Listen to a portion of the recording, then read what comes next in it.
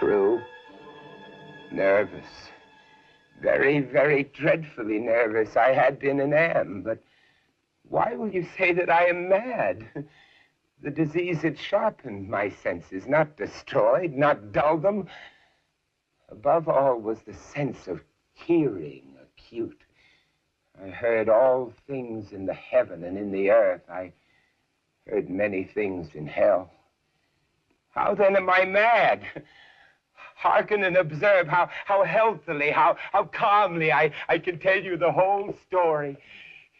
It is impossible to say how first the idea entered my brain, but once conceived, it haunted me day and night. Object there was none, passion there was none. I loved the old man. He had never wronged me. He had never given me insult. For his gold I had no desire. I think it was his eye. Yes, it was this. One of his eyes resembled that of a vulture, a pale blue eye with a film over it. Whenever it fell upon me, my blood ran cold. And so by degrees, very gradually, I made up my mind to take the life of the old man and thus to rid myself of the eye forever. Now, this is the point. You fancy me mad. Well, madmen know nothing, but you should have seen me. You should have seen how wisely I proceeded, with what caution, with what foresight. I was never kinder to the old man than during the whole week before I killed him. And every night, about midnight, I turned the latch of his door and I opened it, oh, so gently. And then when I had made an opening sufficient for my head, I put in a dark lantern, all closed so that no light shone out. And then I thrust in my head. Oh, you would have laughed to see how cunningly I thrust it in. I moved it very slowly, very, very slowly, so that I might not disturb the old man's sleep. It took me an hour to place my whole head within the opening, so far that I could see him as he lay upon his bed. Now, would a madman have been so wise as this? And then, when my head was well in the room, I undid the lantern cautiously. Oh, so cautiously I undid it, just so much that a single thin ray fell upon the vulture eye. This I did for 7 long nights, every night at midnight. But I found the eye always closed, and so it was impossible to do the work. For it was not the old man that vexed me, but his evil eye. And every morning when the day broke, I went boldly into the chamber and spoke courageously to him, calling him by name in a hearty tone and inquiring how he had passed the night. So you see, he would have been a very profound old man indeed to suspect that every night, just at 12, I looked in upon him while he slept. Upon the 8th night, I was more than usually cautious in opening the door.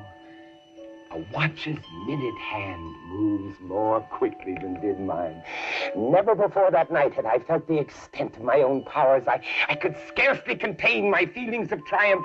I had my head in the room and was about to open the lantern when my thumb slipped on the tin fastening and the old man sprang up in the bed crying out, "Who's there?" I kept quite still and said nothing. For a whole hour, I did not move a muscle. And in the meantime, I did not hear him lie down. He was still sitting up in the bed, listening. Presently, I heard a slight groan, and I knew it was the groan of long, drawn-out, mortal terror. It was not a groan of pain or of grief. Oh, no. No, it was the low, stifled sound that arises from the bottom of the soul. When overcharged with awe, I knew the sound well. Many a night, just at midnight, when all the world slept, it had welled up from my own bosom, deepening with its dreadful echo the terrors that distracted me. I say I knew it well. I knew what the old man felt, and I pitied him, although I chuckled at heart. I knew that he had been lying awake ever since the first slight noise when he had turned in the bed. His fears had been ever since growing upon him. He had been trying to fancy them causeless, but could not.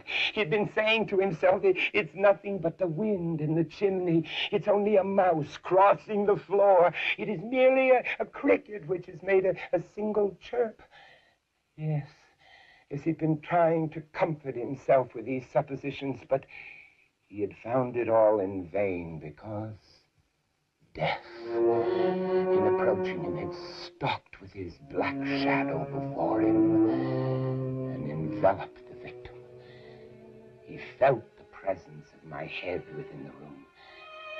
When I had waited a long time, very patiently, without hearing him lie down, I resolved to open a very, very little crevice in the lantern. So I opened it, oh, you cannot imagine how stealthily, until at length a single dim ray, like the thread of a spider, shot from out the crevice and full upon the vulture eye. It was open, wide, wide open, and I grew furious as I gazed upon it. I saw it with perfect distinctness, all a dull blue, with a hideous veil over it that chilled the very marrow of my bones. But I could see nothing else of the old man's face or person, for I had directed the rays as if by instinct precisely on the damned spot. Now, have I not told you that what you mistake for madness is but over-acuteness of the senses?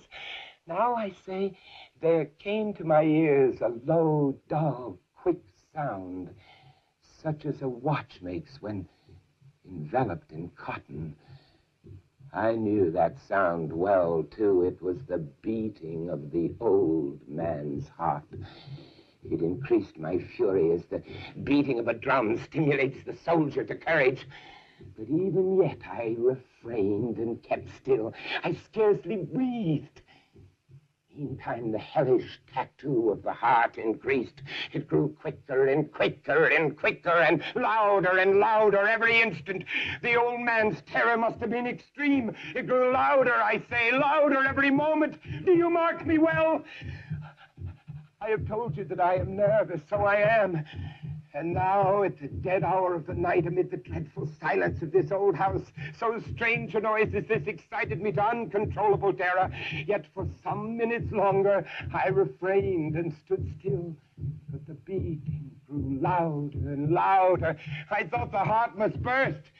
And now, a new anxiety seized me. The sound would be heard by a neighbor. The old man's hour had come. With a loud yell, I threw the lantern and leapt into the room. He shrieked once, only once. In an instant, I dragged him to the floor and pulled a heavy bed over him. I then smiled gaily to find the deed so far done.